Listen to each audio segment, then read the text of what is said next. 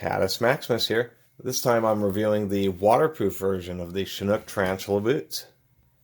These are also the second generation boots, and now they have the third generation, which has like an even heavier duty toe. These, once again, these boots were designed in Oregon, and they really were a pretty well built, reasonably priced boot that at least I found myself personally quite comfortable. They have a lot of good properties such as Goodyear welt. These are membrane-based, waterproof, and they're brown with a black toe. On the non-waterproof version, they're both insulated. The waterproof ones are all black, so that's how you get the black ones. They also, on the second generation, have they have a pretty heavy-duty, like rubber sole. Two different densities of foam pad under the ball and heel of the foot. I've had a previous pair a long time ago. These have been around for like 15 years, and they're all over online. These are about $130, I think. Somewhere around there, shipped to your door, depending on, how well you hunt them down. But they're on Amazon and things like that. Never had a problem. They do have a nice thick sole from the top of the welt. It's about 1 inch, and maybe 1.5 inches on the heel, maybe 1.25 inches total rise on the heel, and of course 3/4 inches on the ball of the foot. I really had good wear results. They have a nice deep, pretty good tread pattern. They're not Vibram soles, but they're definitely good, really long lasting. They are steel toe, ANSI rated, of course. They use a one-piece leather design on the lower, so there is no seams, and then except for at the back, which is covered up by this. They are indeed all leather. They have like a metal tarsal guard or a second layer of leather right over the center of the tongue there, which is pretty nice. Once again, steel eyelets.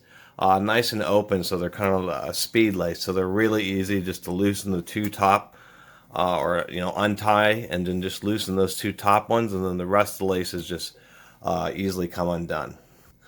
I like that they have the standard eye at the very top because it does help keep the laces a little bit more in control.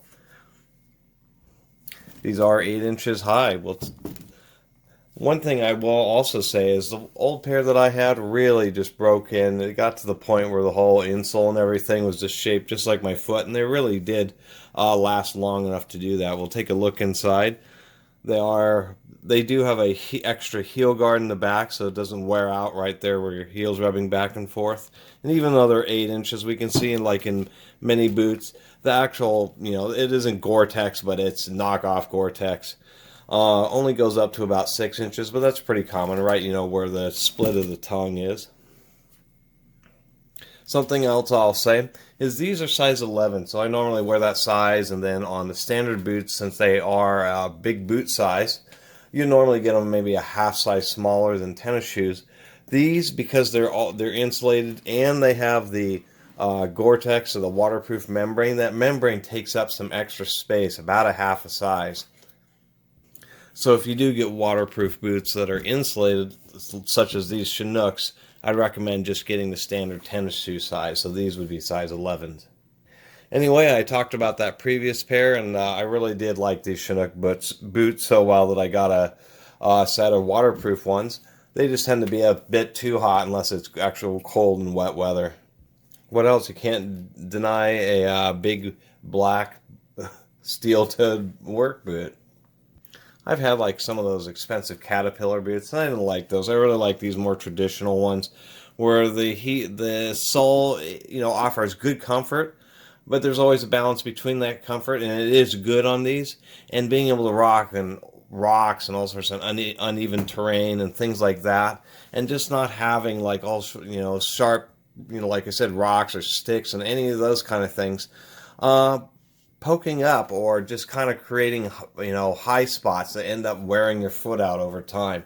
Really does feel like they shield your foot from whatever you're walking on, and that they have a traditional really wide sole, so they give you lots of extra stability. I was going to mention the worst part is this back flex section here is pretty nice, but this is not genuine leather. This flex section is like vinyl coated fiberglass or PV. I don't know what material it is, but it is a higher quality version. Many shoes use cheap versions of this material, and then the rubberized coating or whatever it is falls off. On the boots that I had worn for more than 5 years, it finally wore out, but the fiber always held up. It never gave out. But showing how high quality it is, these boots I've actually had, been kind of hoarding in my collection for several years, and it really just, as far as just normal aging, it really is pretty good and pretty durable.